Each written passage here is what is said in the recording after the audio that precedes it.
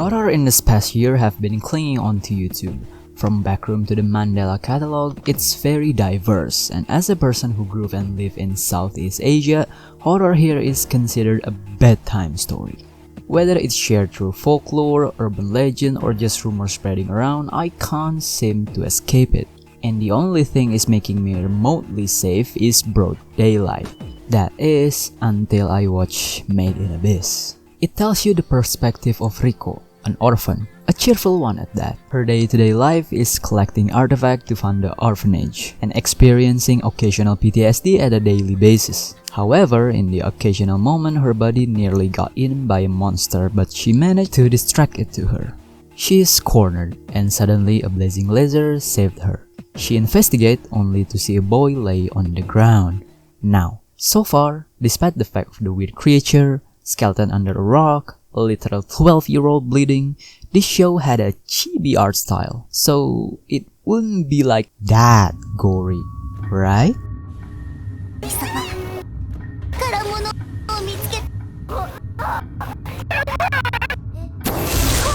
You woke up tied to a chair. You don't have any recollection as to why you're here, and you're surrounded by a bunch of kids. You hear a loud knock on the door, and it seemed urgent. The kids in front of you panics, and one of them tried to hide you with a piece of cloth. Realizing the situation, you slightly improvised. The girl and the man eventually left, leaving only you with a mirror. You look like a robot, but something's telling you that's not the case. So you check down below and confirm at least you're not fully a robot. The girl came and dragged you outside. Since you don't remember anything, even your name, the girl decided to name you Reg. She rushes you off to a tower and you try to catch your breath. By the time you calm, you're rewarded with a clear view of sunrise, lighting the entire city. And in the middle of it is a giant hole. The overview showed us that Earth is an island full of fortune seeker and has become a trading city. The artifact that came from the abyss is sold at a hefty price given the danger that comes in order to get them. The more deep it is, the more valuable. The author said that it is inspired by a dungeon that often players need to explore in an RPG. So, Reg has established a friendship with Riko and her other friends. Now they're discussing at 2, where is Reg coming from? CG said that he's possibly an Obad, the rarest type of artifact possibly from the bottom of the abyss. If that's true, then they can explore the abyss together. But one problem occurred. Reg wasn't a part of the orphanage. They smuggled him inside prior. So they hitch a plan with Reg knock on the door covered with some BS backstory. So, 2 months has passed. Reg become used to the city and his daily routine. Rikos then dragged Reg into a welcoming ceremony for the expeditionists that are returning home. He saw Uncle Habo, the store clerk husband, giving a white whistle to be inspected. One of the crowd knows that whistle belonged to the infamous Liza, Riko's mother. And then a festival were held, telling townsfolk, especially children, to glorify the expeditionists while selling merch. Every YouTuber be like. We cut to Riko not celebrating the festival and just holding her mother whistle given to her prior by Uncle Habo. He also said that there is a few documented note that comes with the whistle but need to be inspected first. His teacher snapped her back to reality, asking why she isn't participating in the festival. Riko asked as to what type of person Liza is. 顔も覚えてなくて、だから悲しくもなくて、でも急に目指していた人が消えちゃったような気がしてて。 Telling that even she participates, she doesn't have a strong connection to begin with other than Liza being her biological mother. The teacher then sit down and tell that Liza's last expedition is when Riko were 2 years old. So long story short, Liza goes on an expedition while Riko is still in her belly.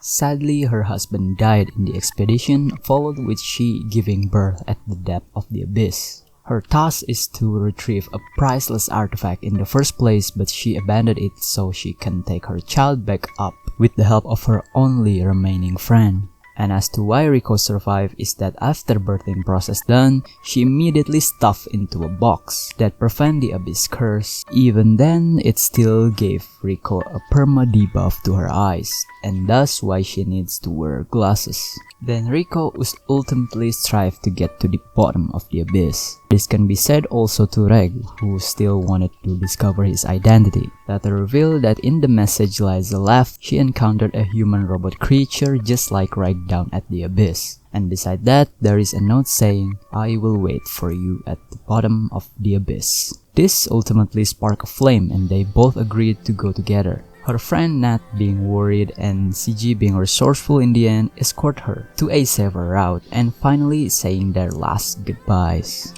They arrive at the side of Abyss, but they started off pretty chill as they prepare for breakfast, and this felt soothing. But as Riko cut and cooked this fish, some things feel wrong. Reg then reminded that the leader is actually looking for them and knew their plan all along. Eventually, they about to get to the second area, but they wasn't the only one. Apparently, Nat and CG requested Habo, which he is the second highest tier in the expedition crew. They also requested to escort Riko and Reg to the shelter camp below, but then Riko refuses for whatever reason.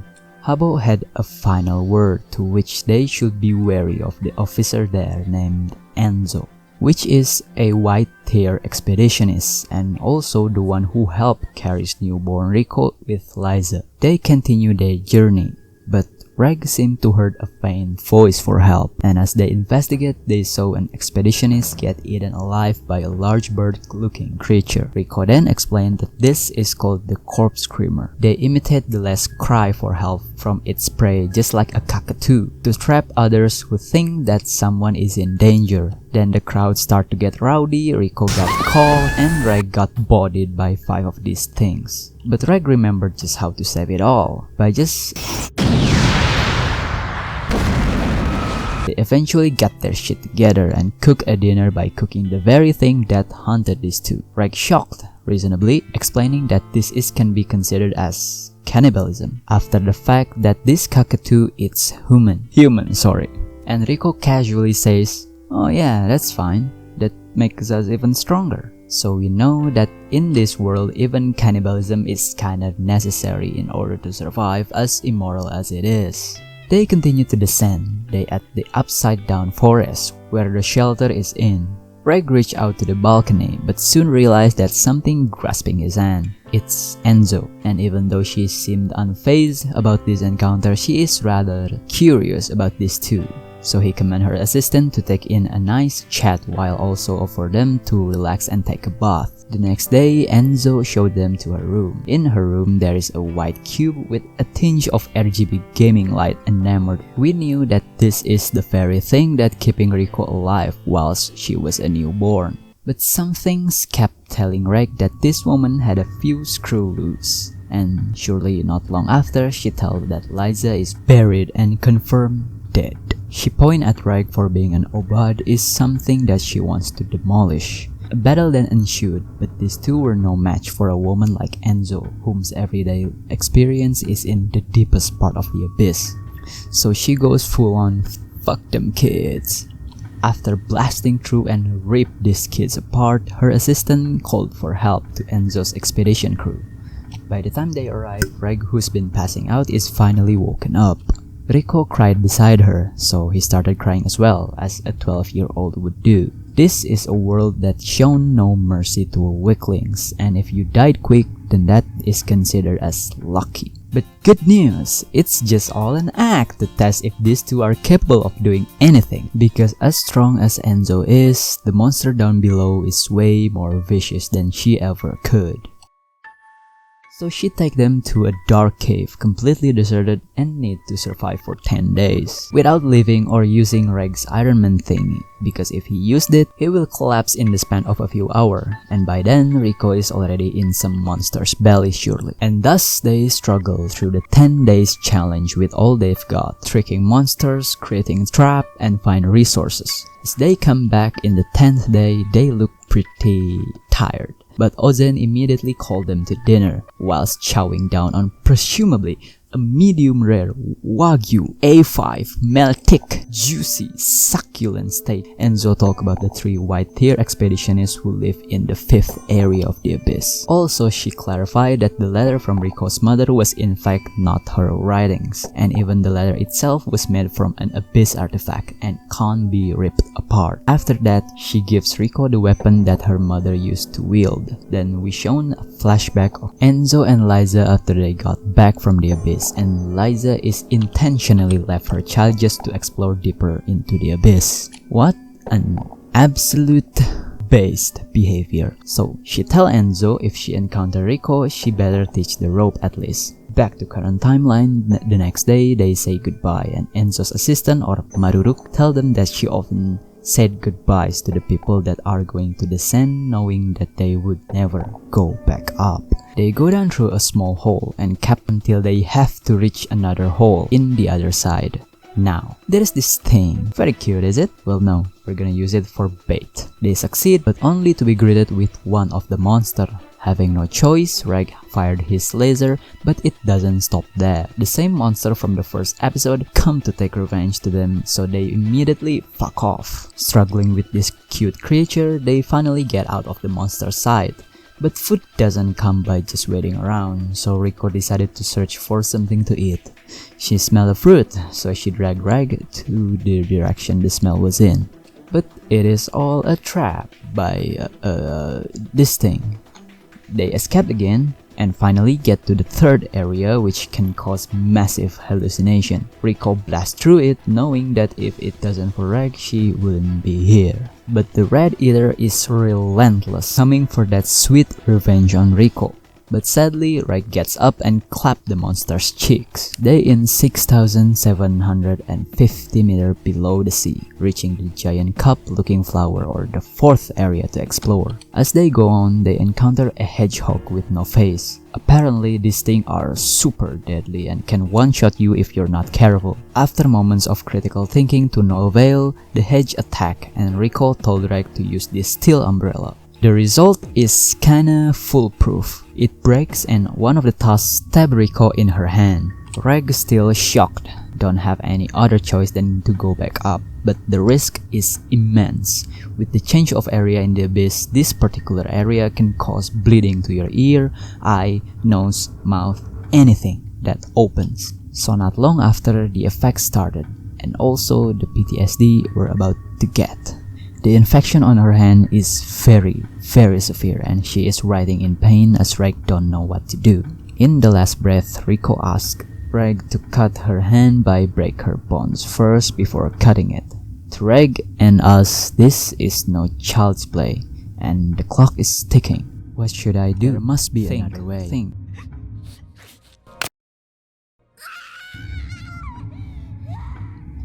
The deed was done.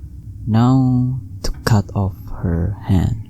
The anxiety kept hold of Reg. He checked Riko's face, but sadly, Riko's doesn't breathe anymore.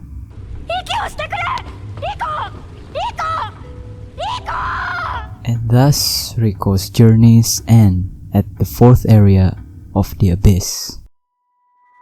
Made in Abyss world is a cruel and merciless place from beginning to end. It tries to tell Riko that the abyss is a deadly place. The portrait of the journey is unapologetic, and if it happens, it happens. Was it really that worth it to continue down knowing that you can't go back up? If that's what's on your mind, then maybe I knew too why it is.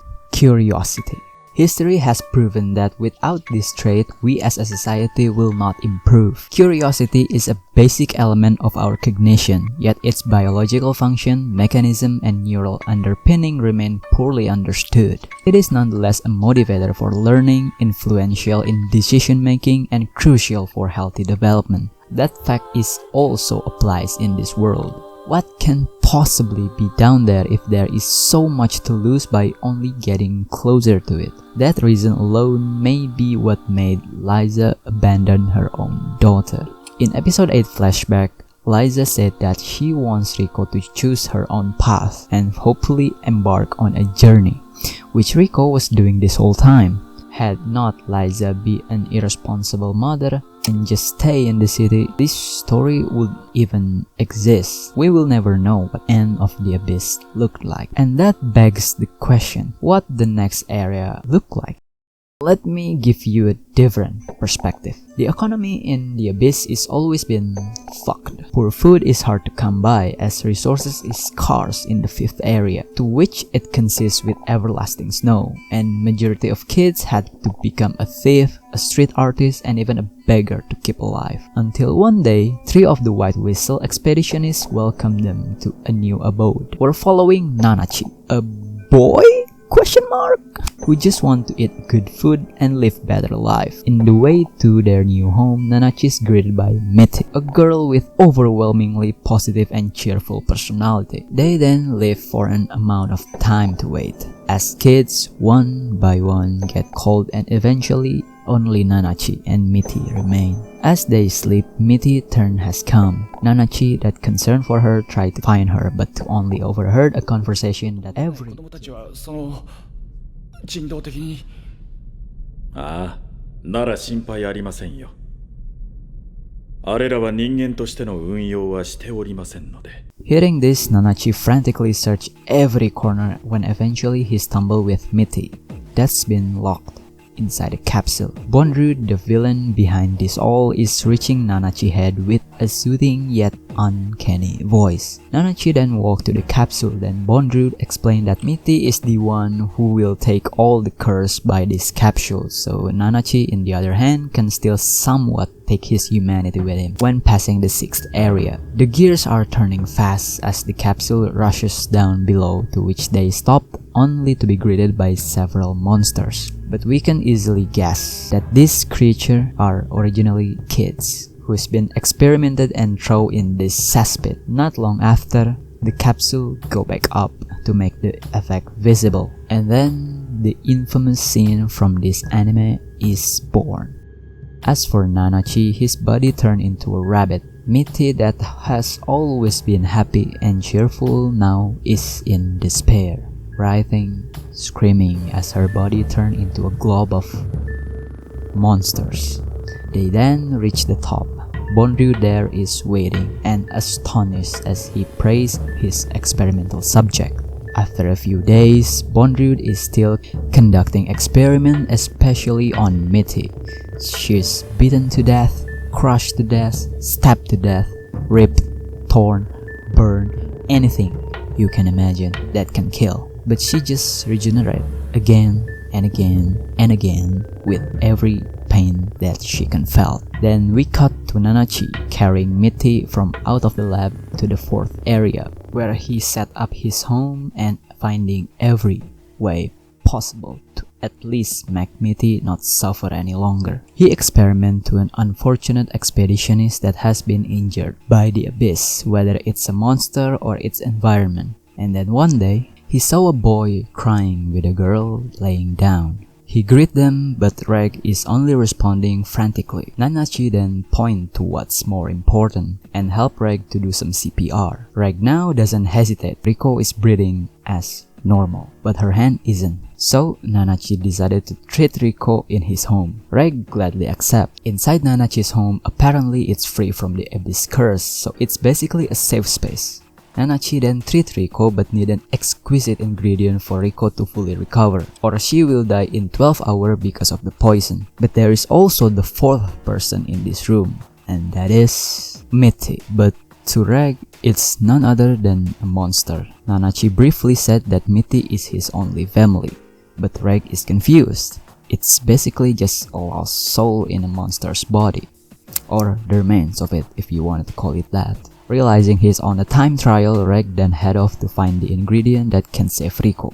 Surely enough, he's back and finally Nanachi can treat Riko's wound. Outside, Reg see his past memories in the field with many freedom flowers. Nanachi snap him back to reality to tell that the dinner is ready. Reg then asks Nanachi if he knew all along to avoid the abyss curse, but Nanachi casually explained to him outside with a transparent layer of artifact. He explained that the abyss works like every area has its own layer, and if you break said layer, you will get a curse. The more deep you go, The layer is getting more and more dangerous to the point of no turning back. Meanwhile, in Nanachi's home, Mitty is quite fond of Riko as she glom on her all day. But in Riko's dream, she felt really cramped to a tight space. She heard a cry from the other side. She can't speak, but to only express to its eyes that all are gonna be just fine.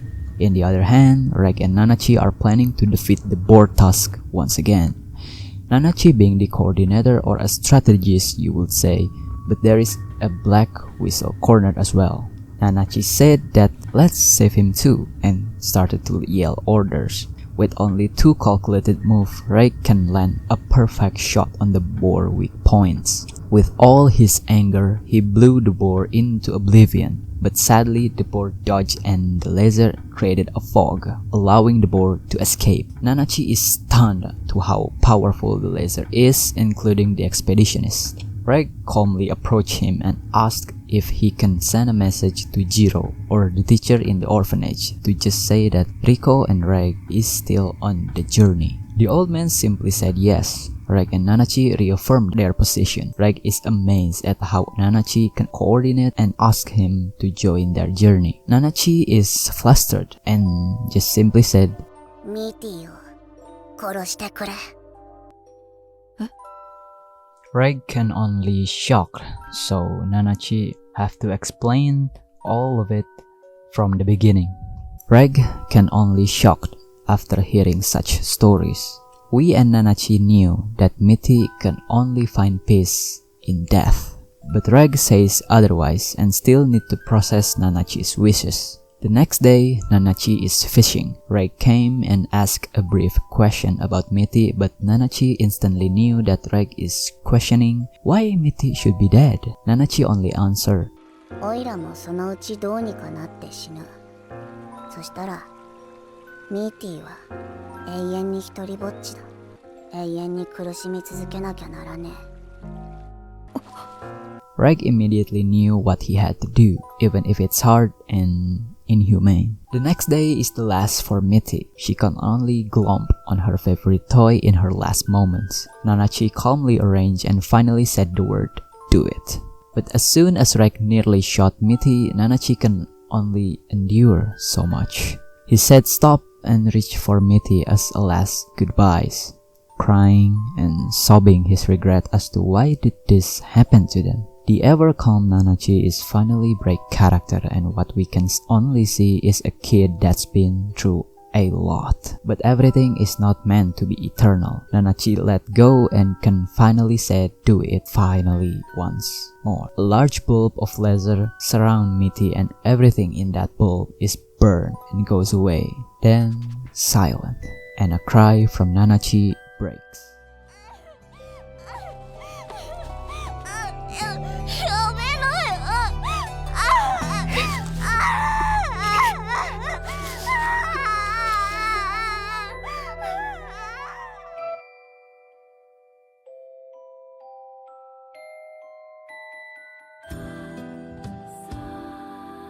The next day, Reg woken up. Riko is already in her usual self and teach Nanachi how to cook something that is edible. Whilst eating, Riko then casually asks, isn't there one more person here? This ultimately shocks them both, but Riko explained that the dream she had, to which confirmed that the cry she heard was from Mitty all along, until she smelled a smoke and Mitty just leaving. Nanachi is stunned. Reg tried to comfort him, but Nanachi said it's fine and simply left.